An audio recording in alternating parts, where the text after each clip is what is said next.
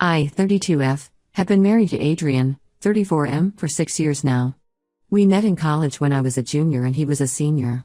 At first, I thought he was just another frat boy, but as we got to know each other, I realized he was different, kind, ambitious, and family-oriented. We started dating after a few months of friendship, and things moved quickly from there. Adrian comes from a close-knit family, or so I thought at first.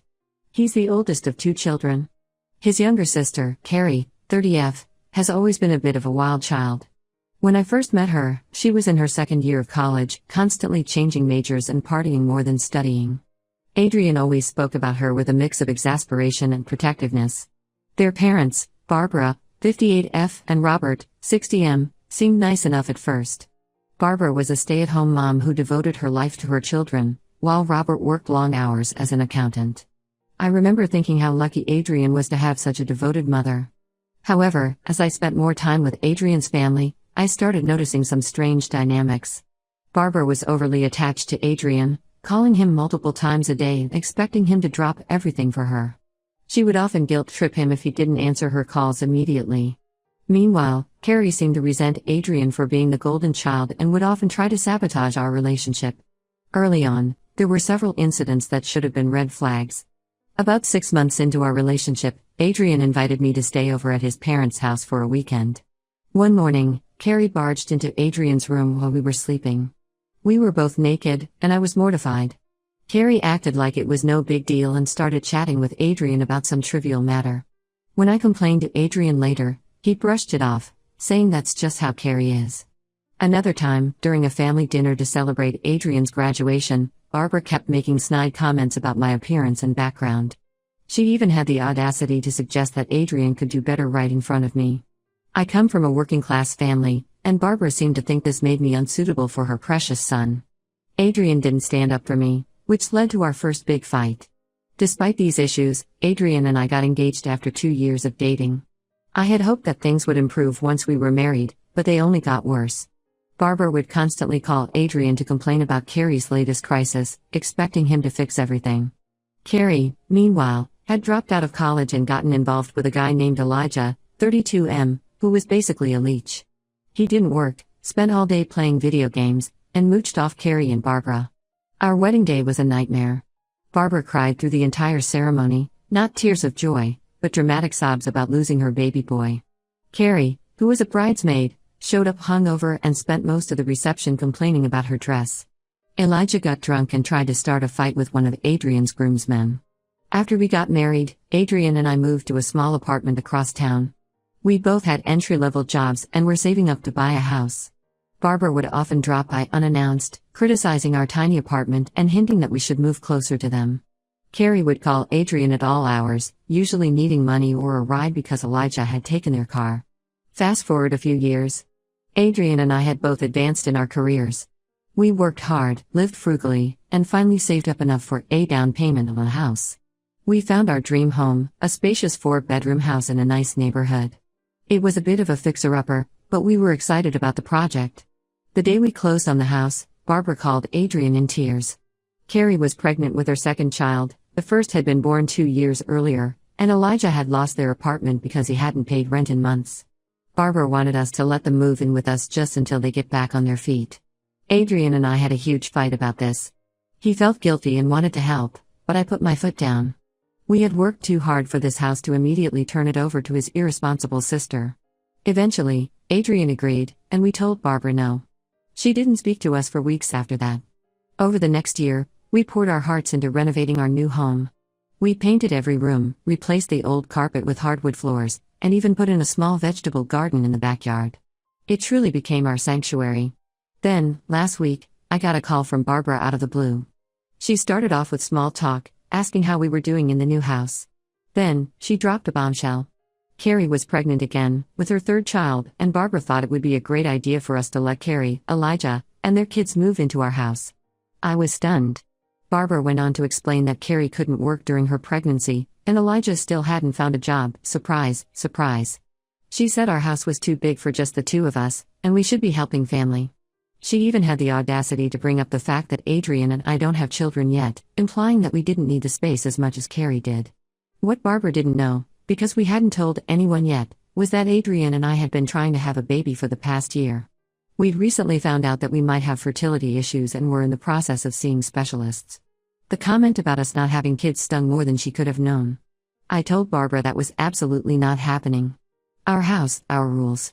She got angry and started guilt-tripping me, saying I was being selfish and that family should come first. She brought up how she had welcomed me into the family, a blatant lie given how she had treated me from the beginning, and that this was how I repaid her kindness.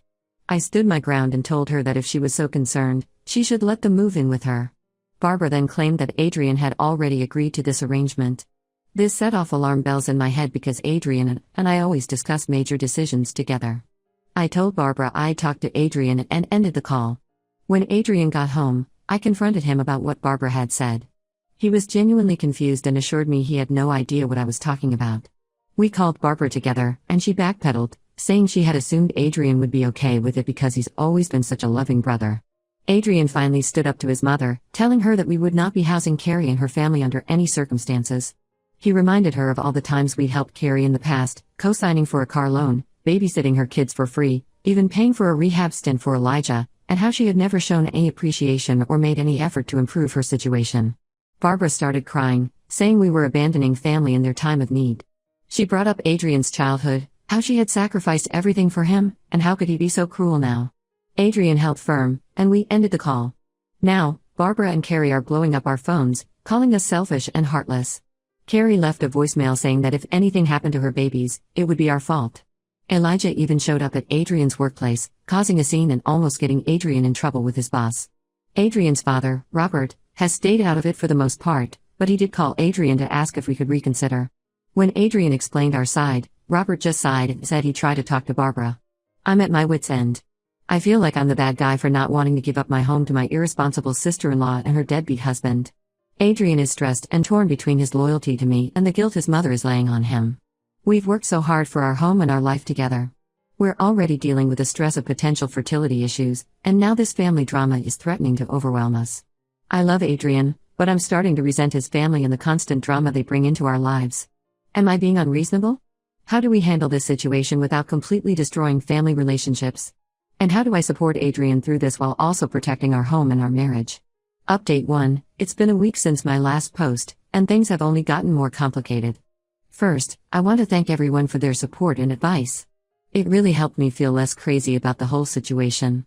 After our confrontation with Barbara, Adrian and I decided to take a step back and evaluate our relationships with his family. We agreed that we needed to set some firm boundaries, especially with Barbara and Carrie. We spent a whole weekend discussing our options and came up with a plan to limit contact and not give in to any more unreasonable demands. However, before we could implement any changes, Carrie showed up at our doorstep unannounced. It was a Wednesday evening, and Adrian and I had just finished dinner. We were relaxing on the couch when the doorbell rang. Adrian answered it, and I heard Carrie's voice, sounding distressed.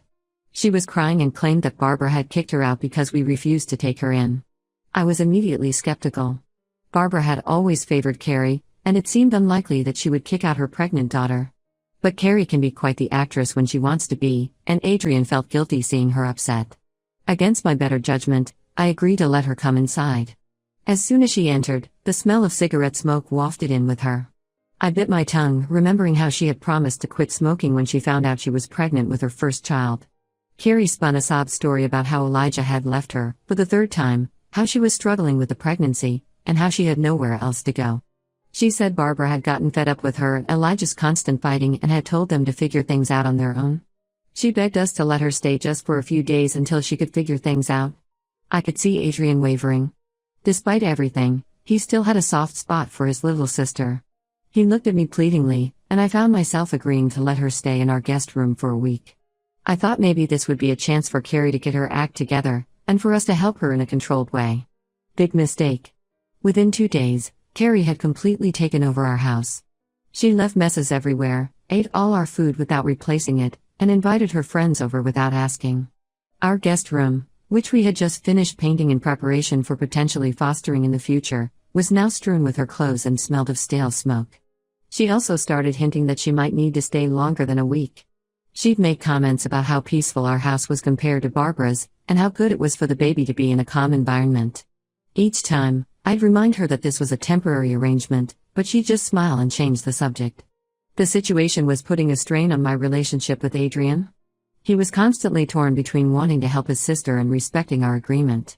We'd have whispered arguments in our bedroom at night, trying not to let Carrie overhear. The final straw came when I came home early from work one day. I had a migraine and decided to leave the office early to lie down. As I pulled into our driveway, I noticed an unfamiliar car parked in front of our house. My heart sank as I recognized it as Elijah's beat-up old Chevy. I walked into my house to find Carrie and Elijah lounging on our couch, drinking beer and watching TV. Elijah's feet were up on our coffee table, leaving muddy marks on the surface. They both looked up at me in surprise, clearly not expecting me home so early. I lost it. The stress of the past few days, coupled with my pounding headache, made me see red. I told them both to get out immediately. Carrie started crying again, saying I was being cruel to a pregnant woman. I didn't care.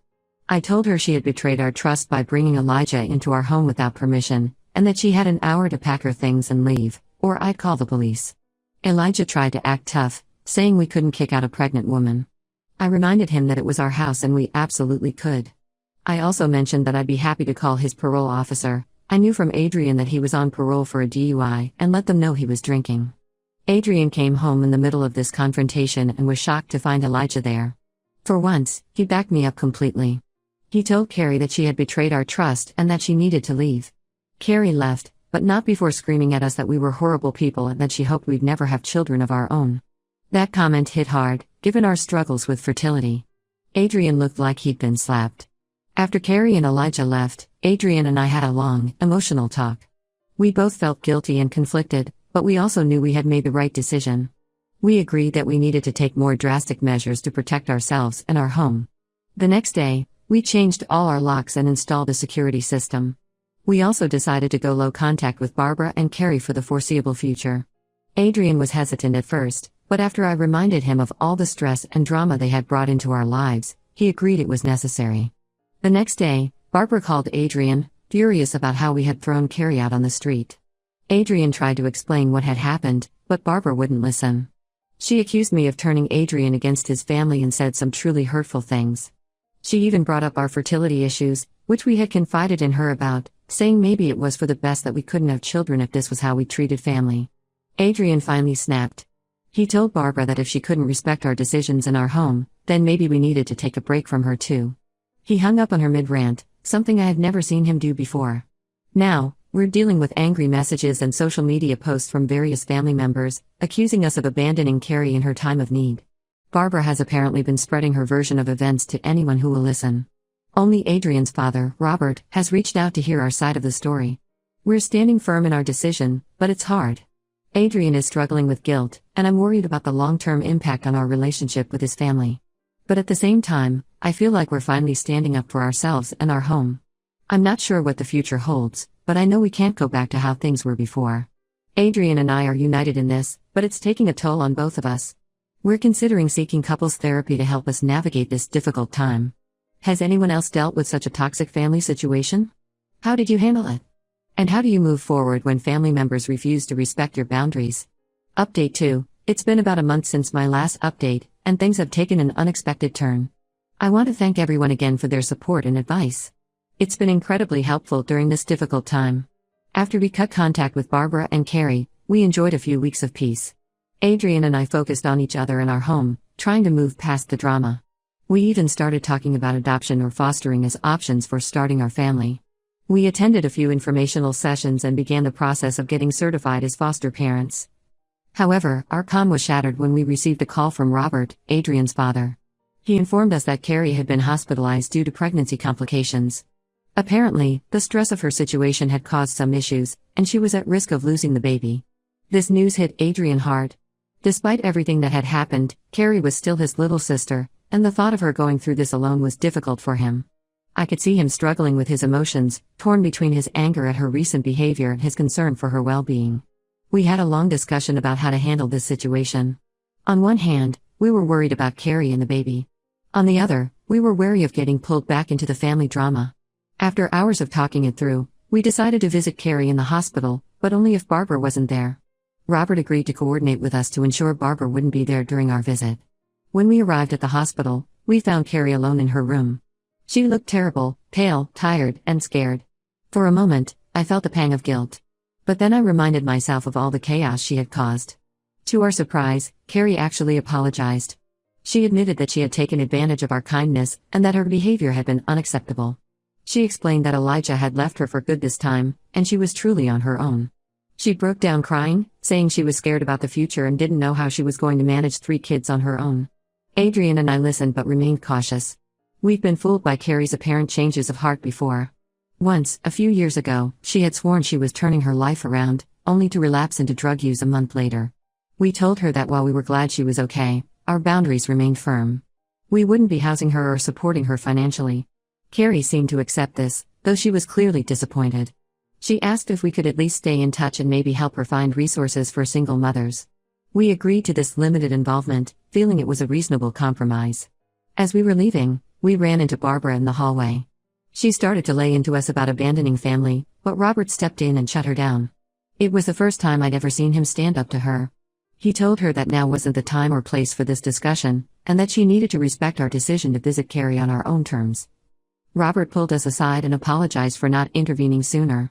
He admitted that he had enabled Barbara's behavior for years and that it had damaged the entire family. He shared that he had started attending therapy to work on setting his own boundaries with Barbara and Carrie. This was a surprise to us, as Robert had always been the quiet, go-along-to-get-along type. This conversation with Robert gave me hope that maybe, just maybe, things could improve. But I'm still wary. Years of drama and manipulation don't disappear overnight. After this hospital visit, Adrian and I had another long talk. We decided to maintain low contact with Carrie and Barbara for now. We'll check in occasionally about the pregnancy and offer emotional support, but we're not budging on our other boundaries. No more lending money, no more last-minute babysitting, and definitely no one moving into our house. As for our own family plans, we've continued the process of becoming foster parents. We've completed most of the required classes and home studies. It's a long road ahead, but we're excited about the possibility of providing a loving home to children in need. Adrian is still struggling with guilt sometimes, especially now with Carrie's pregnancy complications. But he's been going to individual therapy to work through his feelings, and I've seen a positive change in him. He's becoming more assertive and better at setting boundaries with his family. I'm cautiously optimistic about the future, but I know we need to remain vigilant. This situation has taught us the importance of presenting a united front and sticking to our decisions, no matter how much pressure we face from family. Has anyone else navigated a similar family situation? How did you balance compassion with self-protection? And for those who have fostered or adopted, how did you handle unsupportive family members? Update 3. It's been 3 months since my last update, and I wanted to share some final thoughts on this whole situation. First, the good news: Adrian and I have been approved as foster parents. We're currently waiting for our first placement, and we're both excited and nervous about this new chapter in our lives. We've set up 2 of our spare bedrooms as children's rooms, one for younger kids and one for teens. It feels good to be using our home to potentially help children in need, rather than enabling toxic family dynamics. As for the family situation, things have somewhat stabilized, but it's far from perfect. Carrie gave birth to a healthy baby boy last month. We visited her in the hospital and brought a small gift, but we kept our visit short and maintained our boundaries. Carrie seemed appreciative of our presence and didn't try to guilt us or ask for anything more. Barbara has been surprisingly well behaved lately. Robert's newfound backbone seems to have had an impact on her. She's been less intrusive and hasn't made any more outrageous demands. However, I'm still wary in keeping her at arm's length. Old habits die hard, and I'm not convinced this change will last. Carrie has been struggling as a single mother of 3, but she's making efforts to get her life together.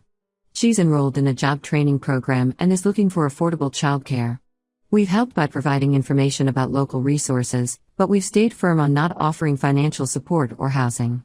It's been hard to watch her struggle, but we know that continuing to enable her wouldn't be helpful in the long run. Elijah briefly reappeared, claiming he wanted to be part of the baby's life. Carrie, to her credit, told him to prove himself by getting a job and paying child support before she'd even consider letting him be involved. Last we heard, he hadn't followed through. Part of me hopes he stays away for good, but another part knows the kids might be better off with a reformed father in their lives. It's a complicated situation. Adrian and I have been attending couples counseling to work through some of the lingering issues from this whole ordeal. It's been helpful in strengthening our communication and setting mutual goals for our relationship and future family. We've also been working on strategies to handle potential conflicts with his family once we have foster children in our home. We've maintained our low-contact approach with Barbara and Carrie, which has done wonders for our stress levels. We check in occasionally and attend major family events, but we no longer feel obligated to be at their beck and call. It's been liberating to have this distance. Robert has become an unexpected ally in all of this. He's been going to therapy regularly and has made real efforts to repair his relationships with both Adrian and Carrie. He's also been a buffer between us and Barbara, which we greatly appreciate. Last week, he came over to help us childproof the house in preparation for fostering. It was nice to have his support and to see him taking an interest in our lives. Looking back, I realize how close we came to letting toxic family dynamics destroy our marriage and our dreams. While it was painful to go through, I'm glad we stood our ground and protected our home and our relationship. It hasn't been easy, and there are still moments of doubt and guilt, but overall, we feel stronger as a couple. As we prepare to welcome foster children into our lives, I feel more confident than ever in our ability to create a loving, stable home. We've learned valuable lessons about setting boundaries, communicating clearly, and prioritizing our own family unit. To anyone dealing with similar family issues, my advice would be to stay strong, set clear boundaries, and don't be afraid to distance yourself from toxic behaviors. It's not easy, but it's worth it for your peace of mind and the health of your own family.